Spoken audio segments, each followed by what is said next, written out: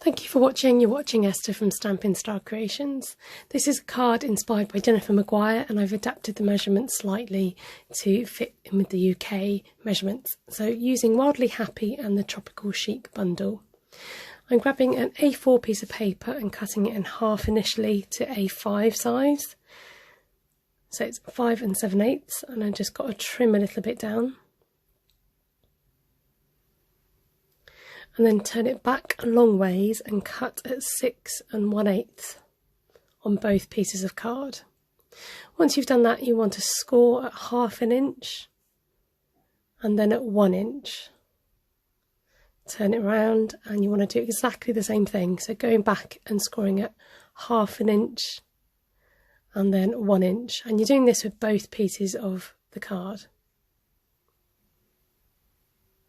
So rather than me talk about valleys and peaks, I found it easiest to just lay your card down horizontally, bring all the card down and then back up. So you've got this sort of Z shape on each side, and do the same with the other piece as well.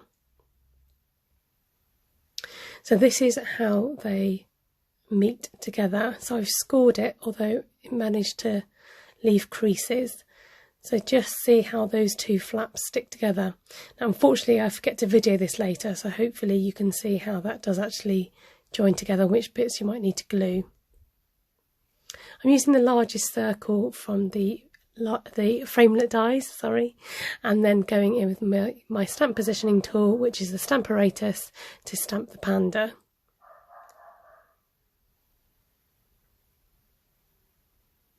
So I stamped this 4 times altogether just to make sure it's got a really good black impression on my paper. That's the great thing about the Stamparatus, you can keep going in. So you can use anything to colour in your stamps obviously, but for this I thought the best thing to use was the black watercolour pencils by Stampin' Up, because it provides you with a lighter shade, and I'm using the Stampin' blend pens to colour this in, and this spreads out that black and it kind of gives a realistic shading and fur looking panda.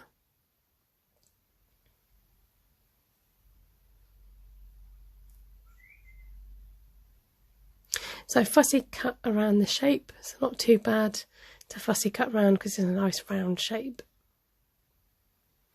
So working on the back with my makeup brush, this is the soft makeup brush you can get, which is great for blending inks, and just going round and round to create a backdrop and just bringing in the front to see whereabouts it fits on to make sure I have covered enough area. Grabbing some of my green stamp pads and then going in with the Tropical Chic stamp set and doing the rock and roll technique. So you stamp the lighter colour and then literally roll your stamp around a darker colour. Now to avoid those sharp lines, I'm using my brush. You can use a sponge for this if you don't have these brushes, just to blend those colours in, and then you can go ahead and stamp. Ta-da! I think these come out really great. So you've got the different colour tones in there, and I go for a second impression. So using Pretty Peacock on the edge of this with shaded Spruce, and this just gives me a nice bluey green palm leaf. Go ahead and stamp a few of these leaves, not quite knowing at this point how many I'm going to use. And then working on the backdrop with the same technique of blending those colours together.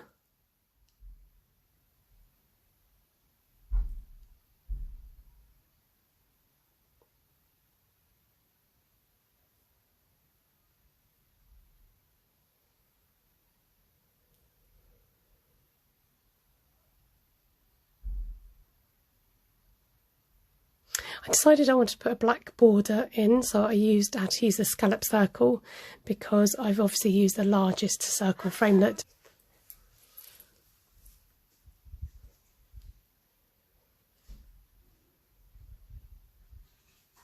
I go ahead and finish die cutting all those leaves, and then thankfully the scallop circle just about fits to create that black border that I wanted on the inside. Then just laying down those leaves at the back, the same style as I've stamped on the background. So it looks like you've got some foreground and then some background. This helps create a bit of depth and 3D-ness to your card.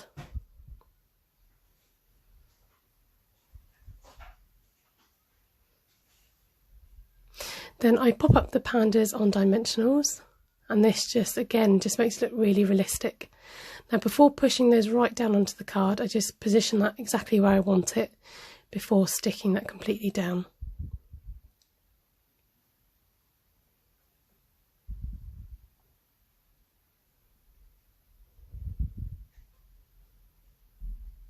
So I went ahead and used the letter dies to cut out the word 9, and then using the Stampin' Up marker and flicking on the lid to create these splatter effects.